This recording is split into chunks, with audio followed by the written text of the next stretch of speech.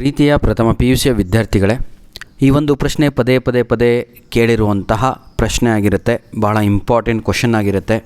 ಅರ್ಥ ಆಗಲ್ಲ ಅಂದರೆ ಫಿಕ್ಸ್ ಕ್ವಶನ್ನೇ ಆಗಿರುತ್ತೆ ನಿಮ್ಮ ಒಂದು ಆ್ಯನ್ಯುವಲ್ ಎಕ್ಸಾಮಿಗೆ, ಪ್ರಿಪೇಟರಿ ಎಕ್ಸಾಮಿಗೆ ಹಾಗೂ ಯೂನಿಟ್ ಟೆಸ್ಟ್ 2ಗೆ. ಭಾಳ ಕಡೆ ಯೂನಿಟ್ ಟೆಸ್ಟ್ 2ಗೆ ಈ ಒಂದು ಪಾಠನೂ ಕೂಡ ಆಗಿರಲಿಲ್ಲ ಮಿಡ್ರಮಲ್ಲಿ. ಇದು ಈಗ ಯೂನಿಟ್ ಟೆಸ್ಟ್ 2ಗೂ ಕೂಡ ಇದೆ. Anyhow, without wasting our time let me start. ಈ ಒಂದು ವಿಡಿಯೋವನ್ನು ಪ್ರಾರಂಭ ಮಾಡೋಣ. ಈ ಒಂದು ಪ್ರಶ್ನೆ ಬಂದು ವಾಚ್ಮ್ಯಾನ್ ಆಫ್ ದ ಲೇಕ್ ಅಂತ ನಿಮಗೆ ಎಲ್ಲರಿಗೂ ಕೂಡ ಒಂದು ದೊಡ್ಡ ಡ್ರಾಮಾ ಇದೆ, watchman of the lake, written by R.K. Narayan ಅಂತ. ಅಲ್ಲಿ ಒಂದು ಪ್ರಶ್ನೆ ಕೇಳಲಾಗಿದೆ. ಇದೇ ನಿಮ್ಮ ending part of the story ಆಗಿರುತ್ತೆ. ಯಾವುದು? ಹೌ ಡಿಡ್ ಮಾರಾ save the lake by playing A trick on the goddesses in watchman of the lake. ಯಾವ ರೀತಿಯಾಗಿ ಮಾರಾ ಅಂತ ಒಬ್ಬ ವ್ಯಕ್ತಿ, ಒಬ್ಬ ಲುನಾಟಿಕ್ ಪರ್ಸನ್ನು, ಒಬ್ಬ ರಿಚ್ ಡಾಗ್, ಈ ರೀತಿಯಾಗಿ ಬಯಸ್ಕೊಂಡಂತಹ ಒಬ್ಬ ವ್ಯಕ್ತಿ ದೇವತೆಯಿಂದ ಒಂದು ಪ್ರಾಮಿಸನ್ನು ಪಡೆದುಕೊಂಡು ಯಾವ ರೀತಿಯಾಗಿ ಆ ರಿವರ್ ವೇದವನ್ನು ಕಾಪಾಡುತ್ತಾನೆ ಅಂತ ಒಂದು ಪ್ರಶ್ನೆ ಕೇಳಲಾಗಿದೆ. ಹಾಗಿದ್ದರೆ ಇದಕ್ಕೆ ಉತ್ತರ ಹೇಗೆ ಬರೀತೀರಾ ಅಂತ ಆಯಿತಾ ನೋಡಿ. ವೆನ್ ದ ಗಾಡೆಸಸ್ ಅಪಿಯರ್ಡ್, ಏನಂತ ಹೇಳ್ತಾನೆ, ಇದು ಕೇಳಿದರೂ ಅದೇ answer. What did Mara narrated story about that ಯಾವುದು destructions of the lake to the king during late night, ರಾತ್ರಿಯ ಸಮಯದಲ್ಲಿ ಮಾರಾ ರಾಜನ ಆಸ್ಥಾನಕ್ಕೆ ಬಂದು ಹೇಳಿದಂತಹ ಕಥೆಯನ್ನು ಬರೆಯಿರಿ ಅಂತ ಕೇಳಿದರೆ ಇದೇ ಉತ್ತರವನ್ನು ಅಲ್ಲಿ ಬರಿಬೇಕಾಗತ್ತೆ. ಇನ್ನೊಂದು ಪ್ರಶ್ನೆ, ಹೌ ಡಿಡ್ ಮಾರಾ ಸ್ಯಾಕ್ರಿಫೈಸ್ ಹಿಸ್ ಲೈಫ್, ಯಾವ ರೀತಿಯಾಗಿ ಮಾರಾ ತನ್ನ ಜೀವವನ್ನೇ ಕೊಟ್ಟು ಆ ಇಡೀ ಊರಿನ ಜನರನ್ನೇ ಮಾರ್ಟಲ್ಸ್ ಅಂತ ಕರಿತೀವಿ, ಕಾಪಾಡಿಕೊಳ್ಳುತ್ತಾನೆ. ಆಯಿತಾ? ಆ 3 ಪ್ರಶ್ನೆಗಳಿಗೂ ಇದೇ ಉತ್ತರ ಆಗಿರುತ್ತೆ. ಬನ್ನಿ ಪ್ರೀತಿಯ ವಿದ್ಯಾರ್ಥಿಗಳು, ಯಾವ ರೀತಿಯಾಗಿ ಬರಿಬೇಕು ಅನ್ನೋದನ್ನು ನೋಡೋಣ. When the goddesses appeared before him, ಮಾರನ ಎದುರಿಗೆ, ಮಾರನ ಗುಡಿಸಿನಲ್ಲಿ ಆ ದೇವತೆ ಬಂದಾಗ, ಹರ್ ಟ್ರೆಸ್ಸಸ್ ವರ್ ವೈಲ್ಡ್. ಟ್ರೆಸ್ಸಸ್ ಅಂದರೆ ಅವಳ ಕೂದಲುಗಳು ಅಂತ. ವೈಲ್ಡ್ ಅಂತ ಹೇಳಿದರೆ ಎತ್ತೆತ್ಲಾಗೋ ಹೋಗಿದ್ದು. ಸಿಟ್ಟಿನ ಸಮಯದಲ್ಲಿ ನಾವು ದೆವ್ವಗಳು ಅಥವಾ ರಾರ ಅಂತ ಅವೆಲ್ಲ ಪಿಕ್ಚರ್ ಬಂದಿದ್ವಲ್ಲೋ, ಅಮೃತಧಾರೆ ಎಲ್ಲ ನೋಡಿದಾಗ ಸಿಟ್ಟಲ್ಲಿದ್ದಾಗ ದೇವರು ಯಾವ ರೀತಿಯಾಗಿ ಅವಳ ಒಂದು ಅವತಾರ ಇರುತ್ತಲ್ಲೋ ಅಂಥ ಅವತಾರವನ್ನು ಅವಳು ತಾಳಿದ್ದಳು ಅಂತ. ಏನು? Her tresses were wild, her eyes gleamed with a stranger light ಅಂತ. ಸ್ಟ್ರೇಂಜ್ ಲೈಟ್ ಅಂತ ಹೇಳಿದರೆ ಅವಳ ಕಣ್ಣುಗಳಲ್ಲಿ ಎಂತಹ ದೊಡ್ಡ ಮಿಂಚಿತ್ತು ಅಂದರೆ ಹೆದರಿಕೆ ಆಗೋದು ಸರ್ ನೋಡಲಿಕ್ಕೆ ಅಂತ. She carried A sword in her hand, ಅವಳ ಕೈಯಲ್ಲಿ ಒಂದು ಖಡ್ಗ ಕೂಡ ಇತ್ತು. She said that she would now destroy the tank, ಅವಳು ಆ ಸಮಯದಲ್ಲಿ ಮಾರನಿಗೆ ಹೇಳ್ತಾಳೆ, ಮಾರಾ ನೀನೇ ಅಲ್ವಾ ವಾಚ್ಮ್ಯಾನ್ ಆಫ್ ದಿ ಲೇಕು, ನಾನು ಏನು ಮಾಡ್ಲಿಕ್ಕೆ ಹೊರಟಿದ್ದೀನಿ ಅಂದರೆ I will destroy this tank. Veda was her play thing, ಯಾಕಂದರೆ ಅದು ನನ್ನ ವಸ್ತು, ನಾನು ಏನಾದರೂ ಮಾಡ್ಬೋದು ಅಂತ ಒಂದು ಡೈಲಾಗನ್ನು ಹೇಳ್ತಾಳೆ.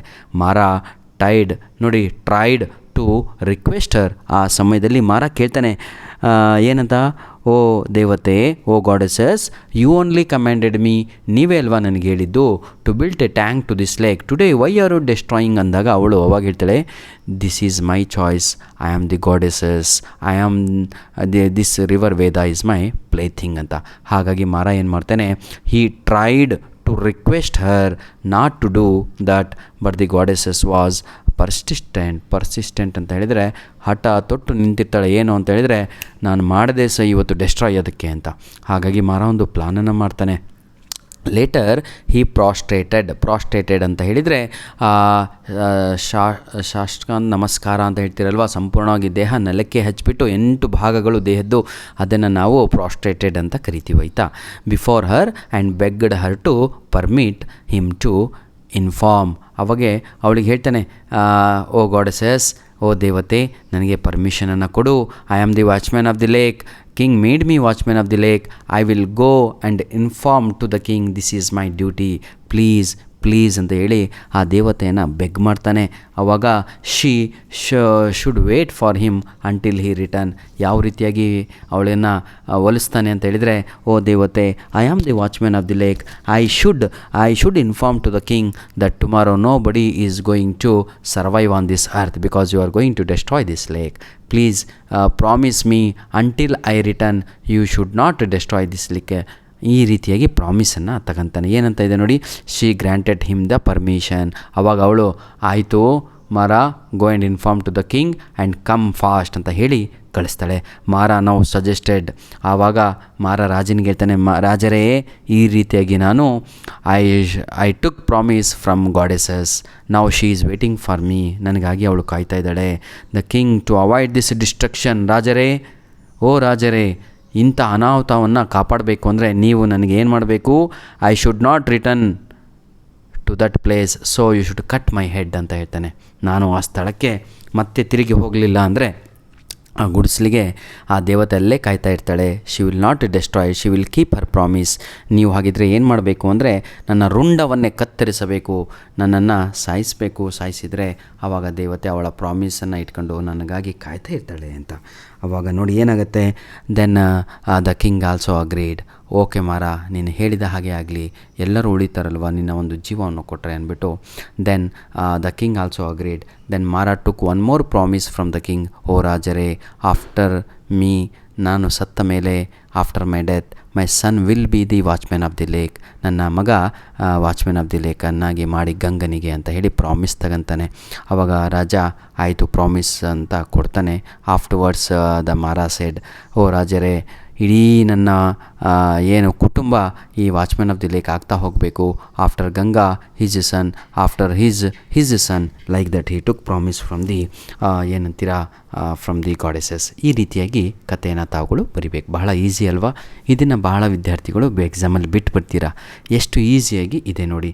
ದಯವಿಟ್ಟು ನಮ್ಮ ವೀಡಿಯೋಸ್ಗಳನ್ನು ನಿಮ್ಮ ಫ್ರೆಂಡ್ಸ್ಗಳಿಗೆ ಶೇರ್ ಮಾಡ್ರಪ್ಪ. ಎಕ್ಸಾಮ್ಗಿಂತ ಮುಂಚೆ ಎಲ್ಲ ನನ್ನ ಉದ್ದೇಶ, ನಮ್ಮ ಯೂಟ್ಯೂಬ್ ಚಾನಲ್ ಉದ್ದೇಶ ಇಷ್ಟೇ, ಪ್ರತಿಯೊಬ್ಬರು ಕೂಡ ಪಾಸಾಗಬೇಕು, ಪ್ರತಿಯೊಬ್ಬರು ಕೂಡ ಒಳ್ಳೆಯ ಅಂಕಗಳನ್ನು ತೆಗಿಬೇಕು, ಪ್ರತಿಯೊಬ್ಬರು ಕೂಡ ಇಂಗ್ಲೀಷಲ್ಲಿ ಒಳ್ಳೆಯ ಅಂಕಗಳನ್ನು ತೆಗೆದು ನಮಗೆ ಟೆಕ್ಸ್ಟ್ ಮೆಸೇಜ್ ಮಾಡಬೇಕು.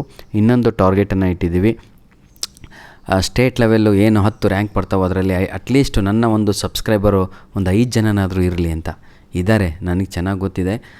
They will do their level best. ಧನ್ಯವಾದಗಳು ಪ್ರೀತಿಯ ವಿದ್ಯಾರ್ಥಿಗಳೇ. ದೇವ್ರು ನಿಮ್ಗೆ ಯಾವಾಗೂ ಕೂಡ ಚೆನ್ನಾಗಿಟ್ಟಿರಲಿ. ದಯವಿಟ್ಟು ಒಂದು ಲೈಕು ಹಾಗೂ ಒಂದು ಶೇರು ಆಯಿತಾ, ಒಂದು ಕಮೆಂಟ್ಗಾಗಿ ನಾವು ಕಾಯ್ತಾ ಇರ್ತೀವಿ ಅಂತ ಹೇಳ್ತಾ ವಿಡಿಯೋವನ್ನು ಇಲ್ಲಿಗೆ ಮುಗಿಸ್ತಾ ಇದ್ದೇವೆ. ಧನ್ಯವಾದಗಳು.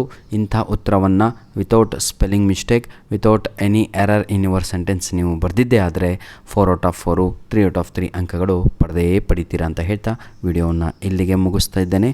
ಧನ್ಯವಾದಗಳು.